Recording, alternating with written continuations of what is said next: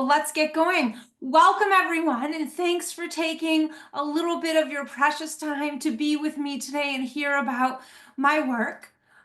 Before I officially get started, I want to make a couple of comments. Even though I'm going to tell you a pretty pithy story today that doesn't negate the fact that change is a complex, that sustainable change is a complex phenomenon. And nothing works for everyone, but some things work for most. And that's because of the way our brains have evolved to be. There are certain things about our brains that incline us towards certain ways of being, but that doesn't mean the same thing is true for everyone. What I'm going to be presenting today falls on the other end of this phrase, some things work for most. My experience and perspective is very different than yours, so I welcome you to disagree and I invite you to do so when the presentation is over. Let's talk about the things you might not align with. And finally, I use physical activity as the behavioral protagonist of the science-based story I'm going to tell you, but I invite you also to consider the ways in which helping patients change their eating habits has similarities with what I'm going to present. So really quickly, we're not going to look at it. I want you to type in to the chat, the most important benefit from being physically active is ... What do you think that is? Actually, you know what, Jackie, maybe as people are typing, you could read some of them before we move on. Yep, absolutely. We have improved mental health. We have different for everyone. Stress relief, feeling better, overall well-being, the mood boost, stress relief. Okay, well, increased energy, improved heart health. okay. I don't need to present. I'm done because you're already aligned with what I'm going to say. I'm going to be preaching to the choir, but hopefully the ideas and science that I present will generate new ahas for you. So I always like to start my presentations grounded in how I got started 31 years ago in February. I was conducting my first rigorous study, getting my first master's degree in kinesiology at Michigan. And we were looking to see if exercise could benefit cancer survivors psychologically. We were one of the first studies to look at the psychological benefits of exercise in cancer survivors. And we hypothesized that the group that got randomized to exercise would improve depressive and anxiety symptomatology compared to the control group. And indeed, that is what we found. However, part of the research design was to bring everyone back about 3 months after our study ended and talk to them, right? We're doing focus groups. And I distinctly remember, I was a youngster at that time. Everyone sitting around different tables during different focus groups, smiling, laughing, talking about exercise. So you can imagine my shock when I was to discover in these focus groups consistently that almost everyone had stopped exercising when our study had ended 3 months before. And as a newbie in research, I was I was naive, but I was very curious about why these people had stopped exercising given what we found in our research. And their answer when I asked was the same across the focus groups, and it went like this. Are you kidding, Michelle? I'm really busy. I work, I have families, I have aging parents, this, that, and the other. I don't have time to exercise. So I was really taken aback because I thought, if people who've already faced a life-threatening illness don't have the mindset and skill set to stick with self-care behaviors like exercise, then we have a real problem in society. And I literally had a light bulb go off in my brain. And I recognized that this was my problem and I was going to solve it. Darn it. And so everything I've done since that time, over 31 years and a couple of other graduate degrees in both academic research, but since that time, I've also been coaching individuals in a methodology I designed to create sustainable physical activity and self-care. So what I'm going to share with you today is basically the intersection of the research and real world perspective that I've had all this time. So this has been my guiding question, which is why don't most people prioritize and sustain self-care behaviors like physical activity, and how can we turn this around?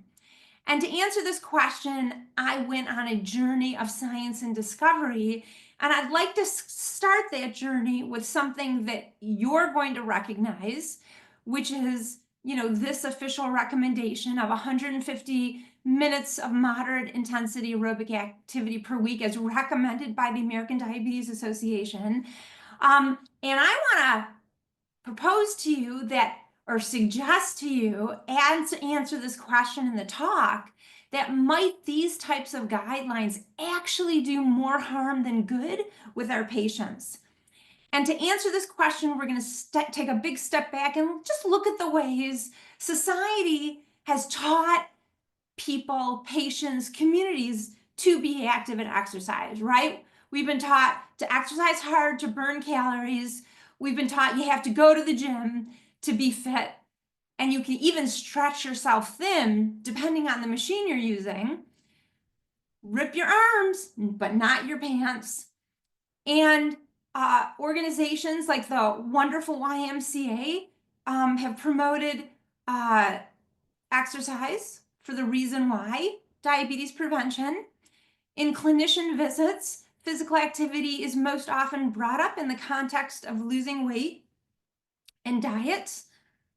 And of course, I'm sure you're familiar with the Exercise is Medicine brand and logo. But here's the deal. Promoting exercise to benefit health is absolutely not evidence-based. And that is part of, convincing you of that is part of what this presentation is for. So we've taught patients to focus on what I call the islands of distant goals, right? We've got the island of weight loss, the island of getting fit, the lagoon of disease prevention, and the land of better health. And we have successfully taught this focus and approach, and I bet you know this too. But how do we know this is true?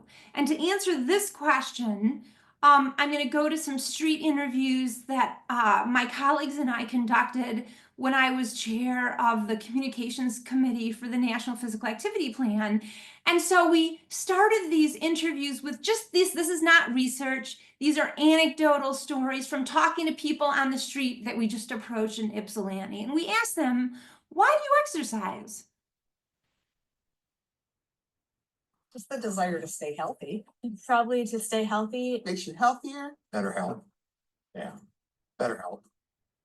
So, and research shows that when we ask people why they exercise or are active, the vast majority of them say it's to benefit their health or manage their weight. So this is how it's worked. We've handed out binoculars, we've given people binoculars, and what does a binocular do? It makes things that are far away appear very close up. It looks attainable. And then maybe we've suggested a certain type of exercise, like handing them a boat. And with our support and encouragement, it's not unlikely that patients feel very motivated when they walk out the door and they get started. And right from the beginning, they're still looking through the binoculars at those distant islands, and they know they can get there. But it doesn't take long for them to realize that it's harder and further than it looks. And most don't make it, and they give up, right? They're dead in the water. So what's the problem here? And I wasn't necessarily planning to do this, but I've decided, Jackie, I'm just going to give people just a couple of seconds to think about what is the problem in this situation. Just type a couple words, one word. I want you to think about, what is it? What's the problem here? Would you like me to read them out as they come in? Sure, just a couple. Competing priorities in life, time, too much work, motivation, depression, unrealistic goals, Great. being Okay. so far away that it's unattainable. That's great. That's great. Thank you for doing that. It's you said it. It's the binoculars, right? This is the binocular problem. We've educated patients what to focus on, and it's logical health goals in the future. And based on what you said at the beginning, many of you might not ever have done this or might not be doing it now. So, I don't want to assume that this is true for everyone here, but this is true in general for what clinicians have tended to do with physical activity. At no fault, to no fault of ours, just is what we've learned to do, right? So when people look through the binoculars, the islands look really close. And to see how this might work, we're going back to the street interviews. And we asked people, is physical activity a priority for you? Is being physically active a daily priority for you? No, No. May I ask why not? I'm still working. That's more important. Have you ever thought about starting? Only my doctor has. Is being physically active a daily priority for you? Well, we'd like it to be, yes, but we don't actually always exercise every day, yes. Okay. Can you tell me why it's not a daily priority? Time, Time crunch. working, yeah. kids stuff. Right. Right. Thinking back, what motivated you to start when you were active on a daily basis? Oh, it was always just, Thing yeah, we do, just yeah, part of what we did, yeah. just the desire to stay healthy. Well, he does, but I have an office job. I drive to work in the dark. I sit in an office with no windows. I sit in front of a computer all day. And I have to force myself to get up and go somewhere. I come home in the dark. And then I don't really feel like being active, Okay. but I know I should. Why do you think you should? Oh, because I know that my body needs it.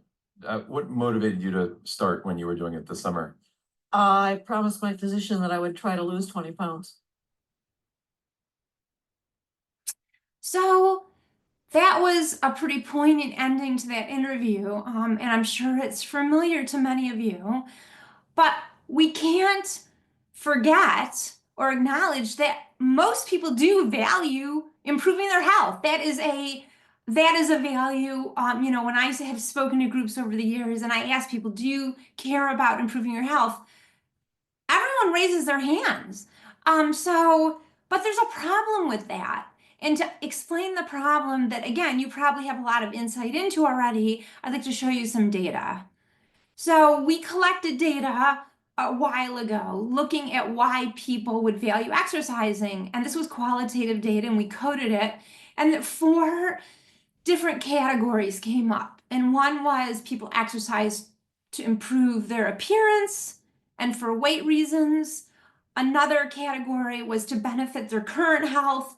The third category was to age in healthy ways. And the fourth category was to improve their quality of life in some way during the day, to feel better. And what we found when we collected data over the year was that even though people highly valued these 3 reasons for exercising, the daily quality of life beat out current health and future health by 20%. They did 20% more exercise in that group and 32% more exercise than the people exercising for weight and appearance related reasons. So as you can see, there's a gap between what people really value and want, but where the rubber hits the road in their daily life and what they're actually willing to fit in. So it's human nature to be less motivated by future logical rewards than immediate affective ones or ones related to how people feel. This is a tenant, this is one of those things where it's true for most, not everyone. This is true for most people, that most people are less motivated by future rewards like better health than immediate affective ones than quality of life. But not everyone. We all know someone, if it's not us ourselves, who are able to be disciplined and organized and take care of that exercising for health to prevent a dreaded disease in 20 years, but most people are not. So research over decades has shown, as you've probably seen in your practice, that what people do, what people intend to do, is very different than what they actually do. And to really bring this evidence-based statement home, I want to show you a quote from a study I conducted with some colleagues that was funded by the National Cancer Institute. And we conducted focus groups among active people and different focus groups among inactive people, because we wanted to understand differences in how they thought about exercising and how they prioritized it, etc. So this quote comes from one of the inactive focus groups. Exercising is a high priority just because I know my family history and my genes and all that stuff. And this could be a statement where people just walk out the door and go, I care about this. I know I have to be concerned. But then this person said, but it's not a high enough priority for me to actually exercise. And that's the problem. I know my genetic history. I know the sickness that my family is plagued with, that I help tend to them. But that is not relevant and compelling enough for me to fit and exercise myself because I'm busy, just like the cancer survivors. So there's this gap between people's intentions and behavior. And to further understand the gap, let's go back to the binocular problem, right? When we look through the binoculars, it looks very attainable. But as other people so astutely pointed out, there is this gap. What's in it? Right now is in it. Now and now, the thousands of nows in today and tomorrow and the next day and the next week over years. So what is now? What constitutes now? Well, social opportunities. I was going to go exercise, but they're like, don't go, come on over, we're doing a barbecue. That big project at work, which we've just got to get done. There's always the currents of conflicting obligations. Someone earlier said competing goals. Absolutely, that's one of the problems. And of course, there's the winds of ever-shifting priorities and our family's needs. And finally, and this might be the biggest one, activities that are simply more fun. So now is between right now, right here, and the islands of distant goals. So the question is, how do we close this gap to achieve sustainable behavior change with physical activity and healthy eating and getting more sleep, etc.? Well, we've been thinking about, I started my career thinking about sustainable behavior change. That was my North Star. That's everything I've done has been focused on achieving that. But over the years, I started realizing that sustainable behavior change is actually the symptom of something else. And it's the symptom and the result of making consistent decisions, again, now and now and now and now and now. And yes, my husband does make fun of me for doing that. And it's these decisions that we actually have to focus on. So let's think about some decisions related to physical activity that happen right now. Leaving for a planned spinning class or not, continuing to work or get those steps in, or pressing snooze and waking up for the treadmill. Those are just 3 out of thousands of decision points related to physical activity. So there's this gap between people's intentions, what I'll do later, and their behavior right now. And the way we close that gap is to bridge it with the decision-making science. So it's important to know that humans process information using different systems in the brain. Globally, currently in my field, it's referred to a logic-based system and a system based in affect. And when I use the word affect, which is a really jargony psychological word, it just refers to feeling. And in general, people feel positive about something and want to approach it, or feel negative about something and want to avoid it. There's a neutral too, but This is generally how we're talking about it. And these two systems behave differently. The logic-based system is analytical and rule-based versus the affective system, the feeling system, which is intuitive. It's what I want, it's what I experience. It's impulsive versus reflective and thoughtful.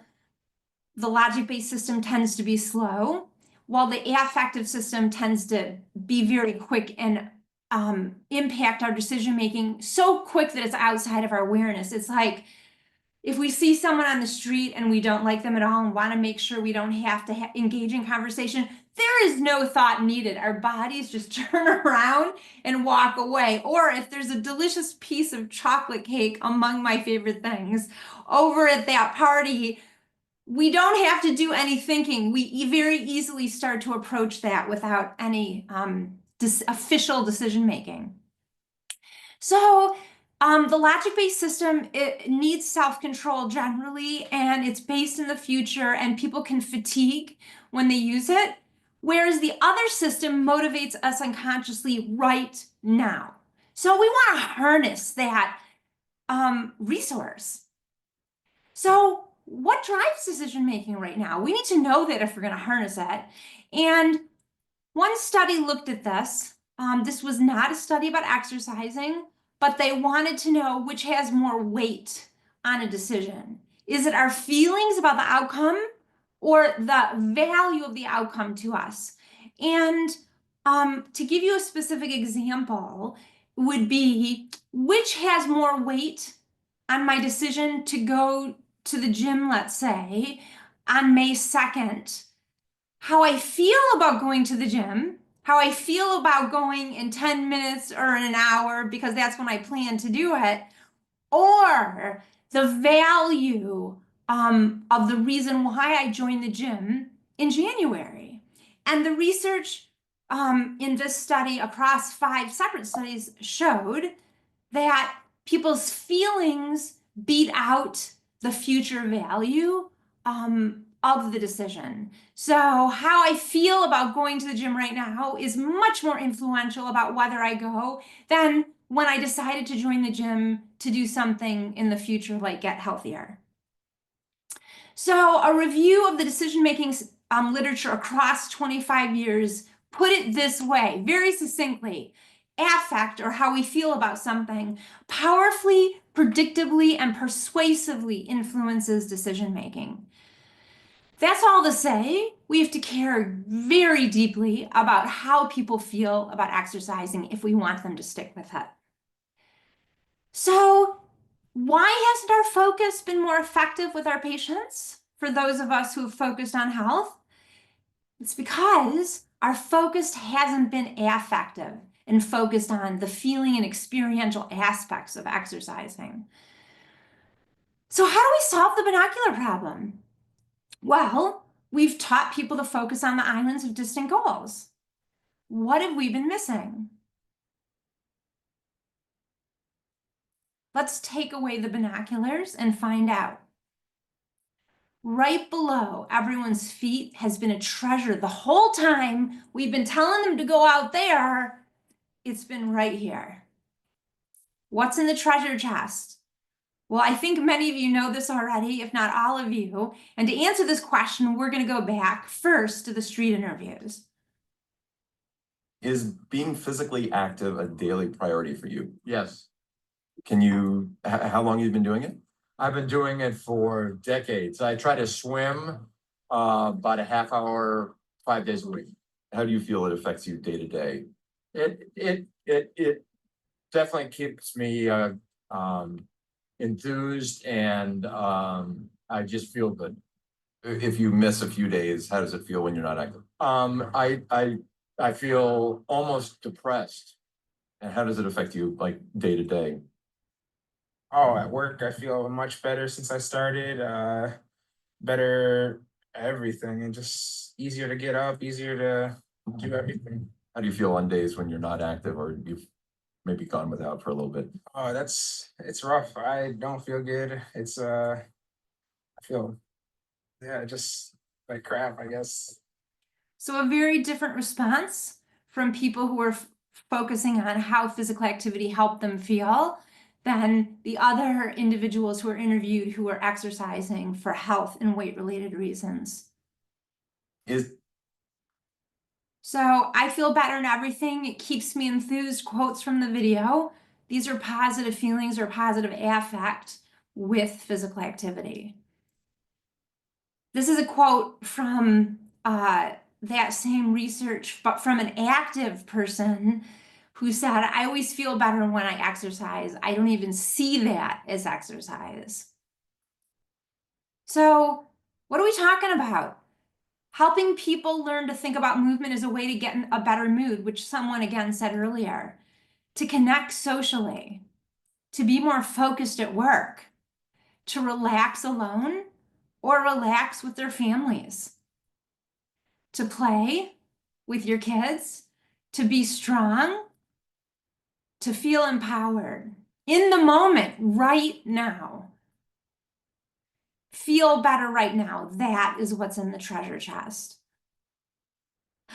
But, and I'm wondering if some of you maybe already thought of this concern, which is inactive individuals might not know that movement can help them feel better right now. And why is that? Because people who are active and people who are inactive have distinct knowledge and experience. And to show you this, I want to show you two quotes. One is from an active person. Movement has an enormous impact. And if I'm not exercising one day, I notice that I don't feel as well as I normally do. So that's the knowledge and experience of an active person. An inactive person said this, I'm not a walker, so I really don't know fully what it feels like. I heard everyone's opinion, those of the people who are walking, that it helps them feel better. But if you're not doing it, you don't really know. And other research has found, this is a really old study, but a really relevant one, that only individuals who are regularly active use exercise as a way to enhance their mood. So there's this circular conundrum here. Unless you're active, you might not know that movement can help your mood. And so then how do you get people started? The other concern is that for many individuals, they may experience being active as feeling bad, right? We or others or the fitness industry has, told people, here's your boat, get this app, go to this club, sign up for this Orange Theory, whatever it is. And, there's been an emphasis on, well, you got to do moderate or intense activity, get your heart rate up, no pain, no gain. And of course, we have examples in the media where this has happened live right in front of us. So they feel the burn, right? We all feel the burn when we approach exercising this way. But it's no wonder that inactive people who have this experience say, exercising makes me feel really resentful. So I have such a bad attitude. When people have had negative experiences because they tried to exercise in ways that either have been encouraged by some type of influencer, by a clinician, or just by living in our culture, and they've done it in ways that are hard and vigorous, after people have done it and they haven't been able to keep it up, or they've got injured and had to stop, people do develop this very negative association with exercising, which is very problematic for sustainable change.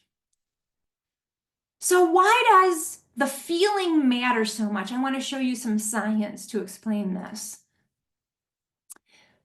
The intensity that people exercise at, whether it's low intensity, moderate intensity, high intensity, influences how they feel while they're exercising. So I'm going to show you a graph. And these data come from Patty Ekakakis, who the state of Michigan is fortunate that we got him to come here, and he's in charge of kinesiology now at Michigan State. And he's the pioneer on this research. First, I want to explain what the chart is going to show you. The vertical axis is how people feel. The better, the higher they are on this, the better they feel. The lower, the worse they feel. And then across the horizontal, blood lactate accumulation is just assessing how intensely people are exercising. So the higher the number, the more intensely they're exercising. And research consistently shows that generally, again, nothing is true for everyone, but in general, the higher people exercise, the harder they exercise, the more intensely they exercise, the worse they feel. And a systematic review, and this has been more research has since confirmed this, that it's how people feel while they're exercising, not afterwards, that determines what they do in the future. So let me give you an example. People, when I work with clients, you know, when I coach people, they'll be like, but Michelle, I feel so good when I'm done. I just can't figure out why I can't do it. It's because it's how we feel while we're active that determines whether we are going to stick with it, not afterwards. Because our brain knows, and it's a prediction machine, so it knows that when I'm doing this activity but feels bad, there's that affect of, I don't want to do it. So it's a very visceral biological issue. So a question we have to ask is, okay, Michelle, that's interesting. Well, tell me what reasons for exercising, what the research shows about different reasons or values or motives for exercising.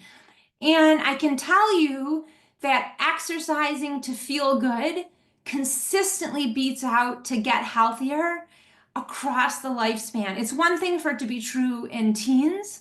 It's another thing for it to be true among parents.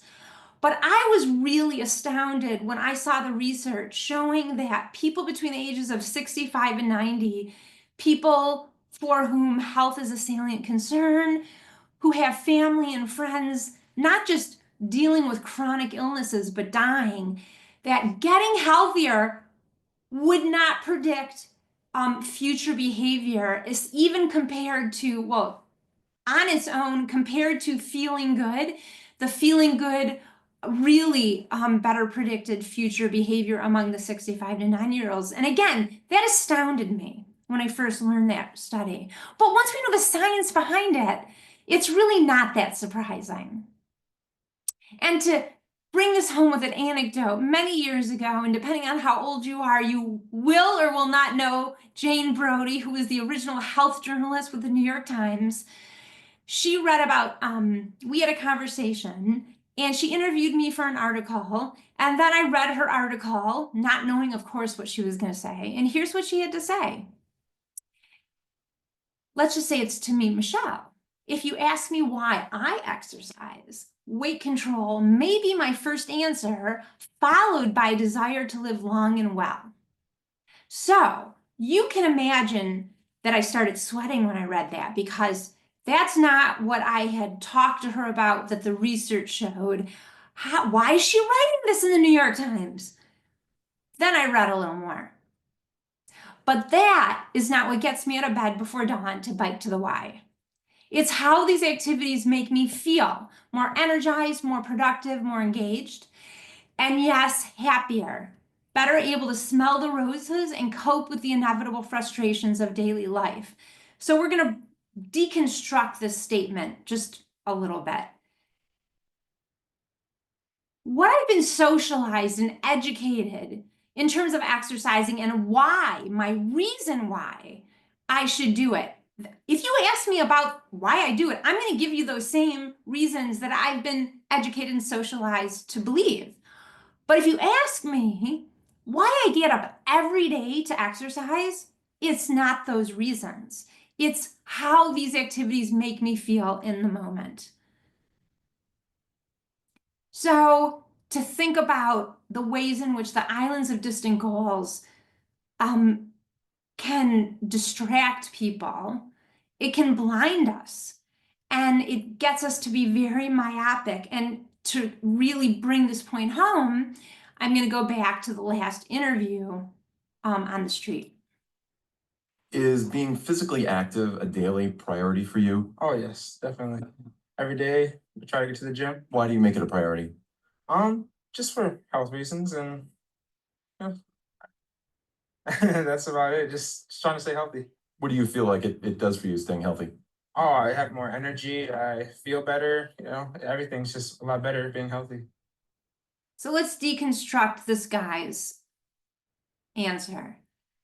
he said, why do you exercise? The guy said, just for health reasons. That's about it. Just trying to stay healthy. And then the interviewer who said, what does staying healthy do for you? And he said, I have more energy. I feel better. Everything's a lot better. So again, off the top of his head, why are you doing it? Well, I'm doing it for health. But what does health give to you? Health is obscuring what is really motivating this gentleman. It's that it makes him feel better. So now I want you to put in the chat, and maybe it isn't different for anyone. How do you answer this question? The most important benefit from being physically active is,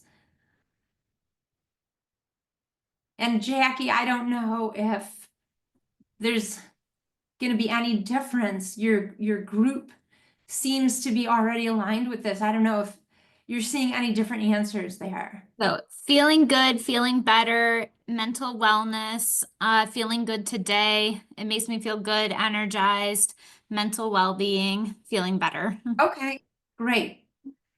So that's all leading into that as a society, especially in healthcare, we have to rethink our physical activity counseling and coaching. And we have to reframe the focus, which many of you, again, are already doing, but I'm hoping to give you some tools that might help you do it in a more focused way at the end. We need to reframe our focus away from exercise as medicine toward exercising as a true treasure that can exist in our daily life. And I want to show you a quote from a family clinician. I gave a presentation, this was a couple of years ago, and I got an email from the clinician about him implementing what I said. And here's what he said. I've had several conversations with patients in the last few weeks where we talk about your principles of adopting a behavior because it makes them feel good today. I could see the light bulb go off and how it makes so much sense to them. So I want to let you know, if you haven't experienced this already yourself with patients, that when you reframe the why, you actually can help people immediately have positive experiences. And I want to give you a concrete example. And this is one of so many examples, but it's really there's a visceral element to it. So I had a client, and this person every year was trying to lose weight at some point, and every year they would decide to change their eating and start running because they wanted to burn those calories. But this person hated to run, so it wasn't long before, she gave up running, and all of her efforts, she felt like a failure, and that, generalized into the whole activity. Stop doing it. Well, at one point, work got very intense and stressful, and it was hard to manage. And one day, after a particularly stressful day, she was so filled with this angst. The thing that came to her that would help her manage it and kind of get it out was to go on a run. And so she went on a run to get rid of the stress, and it got rid of the stress, and she fell in love with running. So this person who for decades hated to run, same activity, because she had been doing it to lose weight, the why, what I call the wrong whys, that's another presentation, to reducing her stress in the moment. She loved the activity. It delivered positive experiences. And even though I'm not going to go over the data that show this, far outside of exercising, the research shows that people's reasons or whys for initiating a behavior have a really influential downstream effect on how they feel while they're doing the behavior, whether it's a professional job or learning in school. And of course, that determines people's performance and whether they stick with activities. So let's go back to the American Diabetes Association's promotion. The adoption and maintenance of physical activity are critical foci for blood glucose management and overall health in individuals with diabetes, with prediabetes and diabetes. Hence, 150 minutes a week of moderate intensity activity is recommended. So what this research the body of this research suggests is that we have to move as clinicians away from our values that we believe. What we want to help our patients manage their blood glucose, we want that. But if we care about them sticking with behaviors like exercise, we have to basically put a pause on our professional goals and go into a communicator and marketing mode so that we focus on what patients are going to value from exercising.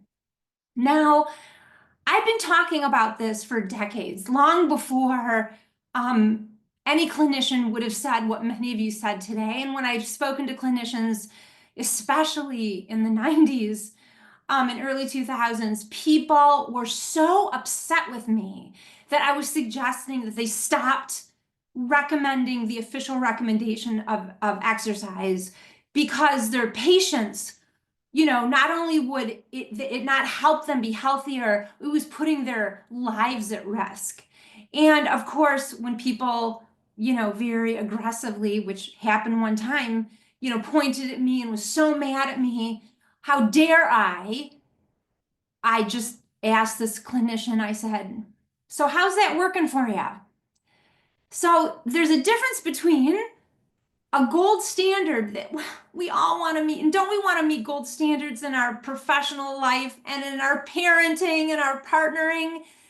But the reality is that life isn't perfect in any realm. And wouldn't it be better to get 50% of the gold standard consistently, even 30% consistently, than 0 or 1 or 2% of that gold standard?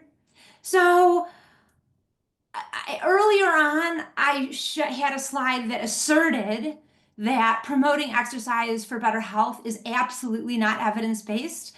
Well, the flip side of that and the end of this presentation is that promoting exercise as a way to feel good is extremely evidence-based, and I could cover slides and slides with references supporting this notion. So let's take away the binoculars and invite people to rethink how they approach physical activity to help our patients re-see it.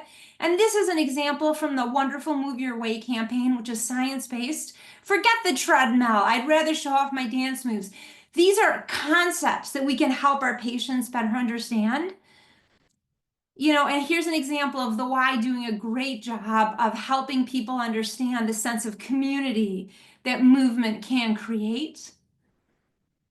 Those are concepts and images. Now I want to get down to some concrete messages that are supported by science. And I published a paper about this last year called the Motivation Map, which Jackie has access to. It's open. Open. I'm blanking on the term, but it's accessible for free to anyone. So this is a paper where you can learn more about these 3 scientifically supported messages. Move in ways that feel good to you. That is a great thing to say to your patients as you're talking to them about it. And everything counts. It all adds up. We didn't talk about that in this presentation, but the science is clear. While there might be a linear relationship, everything counts. And I've been working with people for over 25 years directly with the nitty-gritty of their daily lives. And I can tell you, this concept, everything counts when it comes to movement, is a bridge. On so many days, it helps people feel successful when people think everything counts and they start building in small things. And again, you might do this. You already might be talking to your patients about this. I'm sure many of you are. This is a amazingly potent message. And finally, this gets back to the cancer survivors, and it's easier said than done. And I'm sure you're already having these conversations with people, but physical activity is a self-care behavior, ultimately. So if people or patients just have discomfort, they feel guilty, they feel selfish, taking time for self-care, well, they're most likely gonna feel guilty and selfish for exercising like the cancer survivors did. So we want to help them rethink this topic too. But again, this is a stickier issue than the other 2. Believe it or not, those other 2 messages can directly impact people and help them have new experiences and build sustainable change.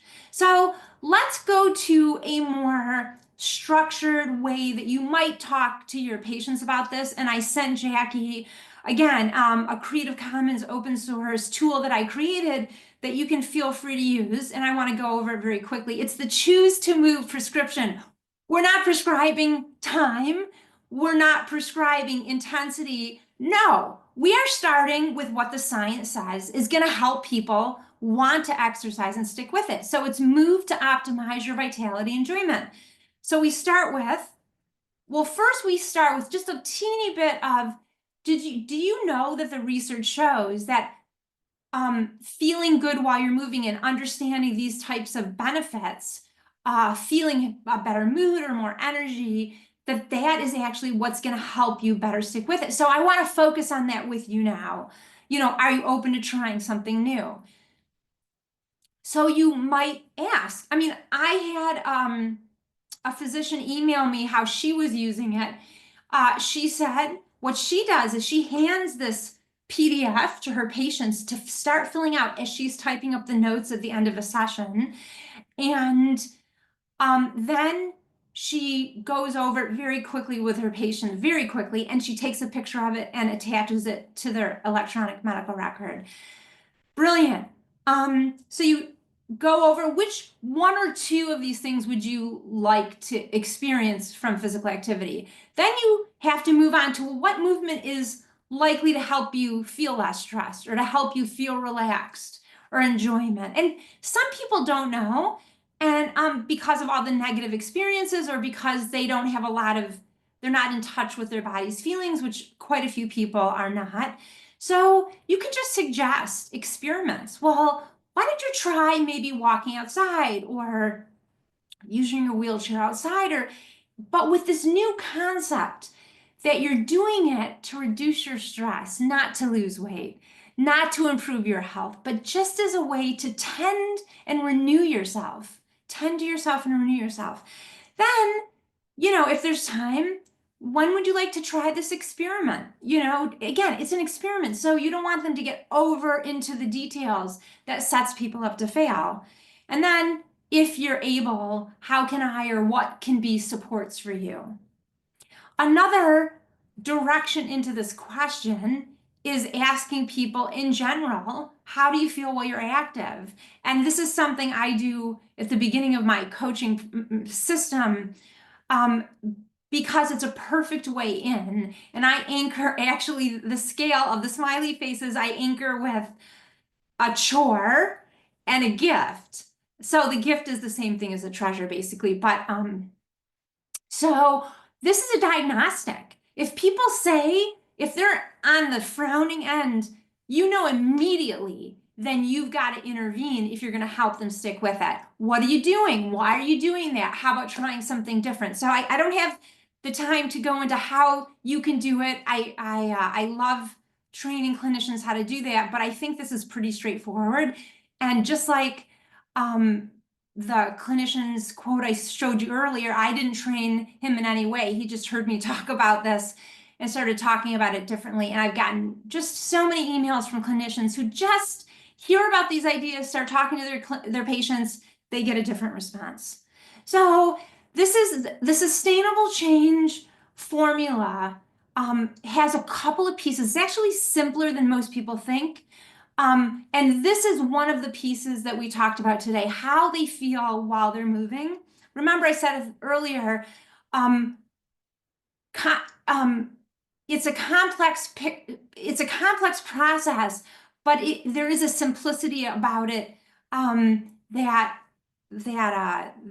yeah. So we don't have time to go into the full picture today, but anyway, I'd like to end with this idea that we can help our patients feel better now by reframing the purpose of movement and the way to do it. And if you want to learn more about my books or my research, feel free to go to my website, which is michelleseeger.com. I also have a newsletter that I send out, 2-4 times a year with updated research and how to use it on this topic. Feel free to email me if you have questions or thoughts after this. And I know we don't have a lot of time, and I apologize about that. I'm going to propose 2 questions, but we don't have to go to these questions. Jackie, you can just start reading out people's questions.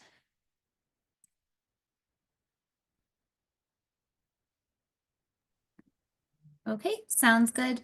Give me just 1 second.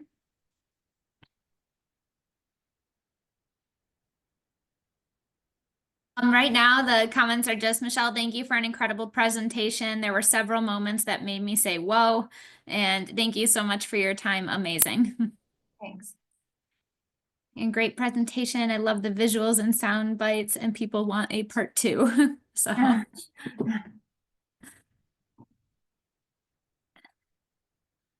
Anybody have any questions or challenges that they want to talk through, or maybe like specific patient cases that maybe you've had, or things that patients have said to you that maybe Michelle could help like think of how to respond? Mhm. Love to do that. We do have time. I think we've got 6 or 7 Yep. minutes. We do. Mhm.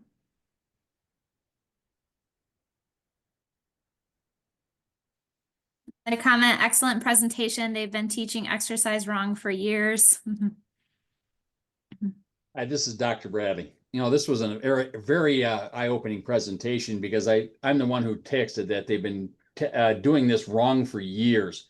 They've been, especially with you know, with young people through the schools back in the day. They were teaching us to work ourselves to where we could barely walk home, Right. you know, after these exercise classes, and you started learning at a young age, as you said, to start hating, you know, going to practices, going to, you know, the sports things, because you were so, you know, beat up from just the exercise till you drop, you know, till you drop. It's really refreshing to see that now it's more of an emphasis. Is it, are you benefiting? Are you feeling better? And you're actually, the data showing that you're actually starting to get better with even a little bit and moderate to mild activity on a daily basis.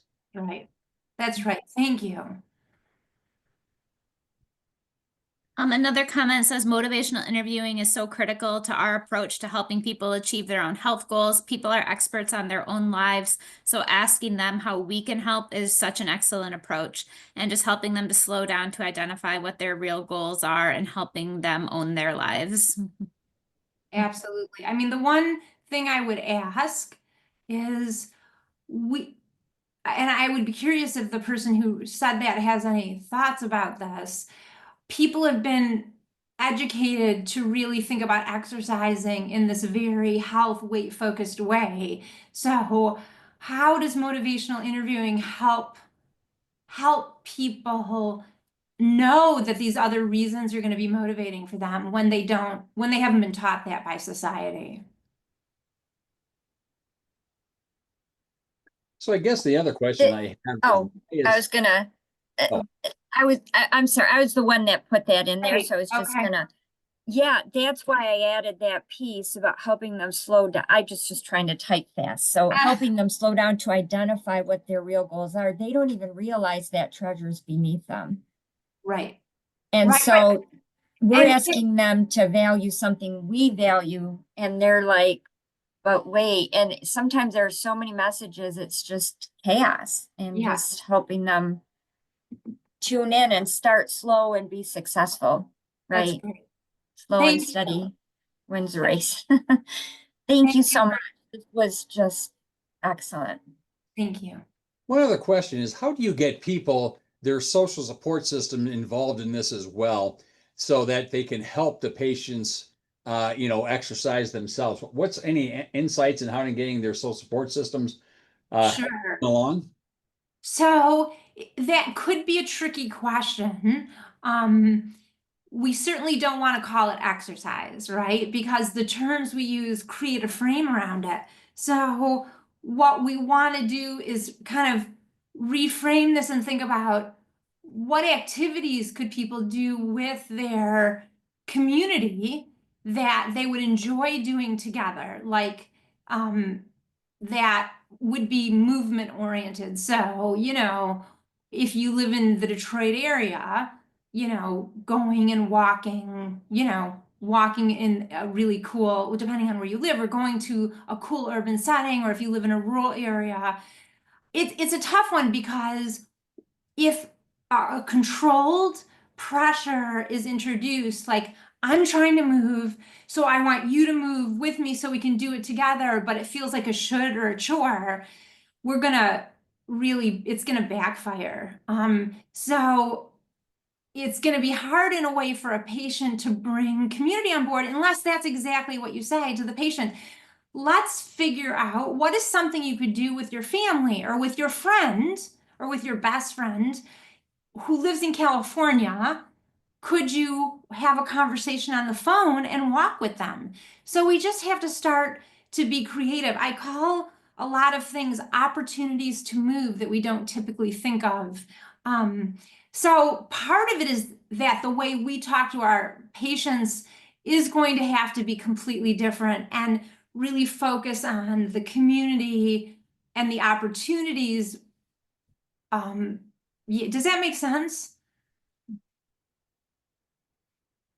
Yes, it does make a lot of sense because it looks like it's going to be another community. Years ago, it used to be it takes a community from another political group back in the 90s, it says, but I guess it's going to be taking a community to get things working together. It is a team approach anymore. It really is. Right. Thank you. Thanks. Any other challenges people want to throw out there? This was a question. I was wondering if you had any recommendations on being active in winter, especially in Michigan, because some of the reasons patients feel well when they are active are warm weather focused. Yeah. So we know that, being active and being outside is a mood booster, right?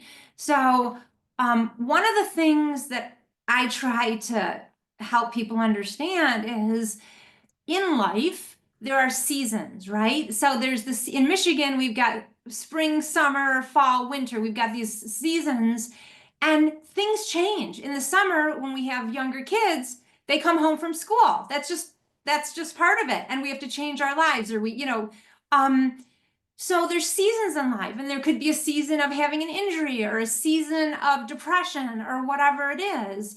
But just like with like the physical seasons of the weather, there's no reason why I believe, this is a biased perspective, that we shouldn't be teaching people, sure, staying active in winter is also important, it's going to benefit you, but it's going to look completely differently, and you can shrink it because it may not be safe to walk on the sidewalks where you live.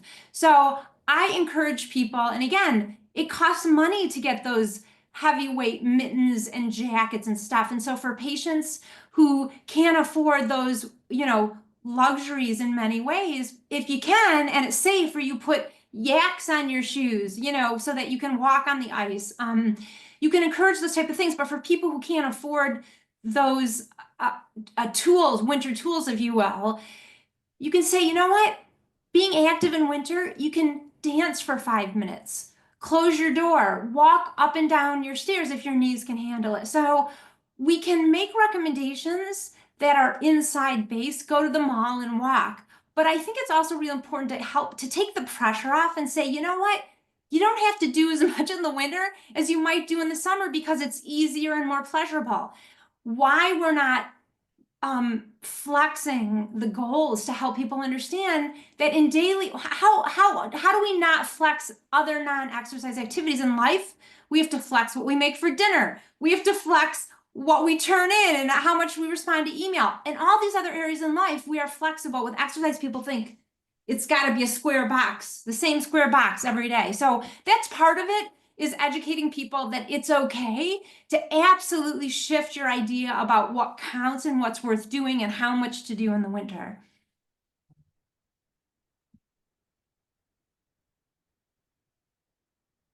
So I know we're a little bit over time. Thank you so much, Dr. Seeger, for giving this presentation. Clearly, it was very, very well appreciated by the collaborative, and I thought it was fantastic. The way you explained this was just so clear and intuitive. Thank you so much. It was a pleasure, and I hope it's helpful. Have a good weekend, everyone. Thanks, everyone. Bye.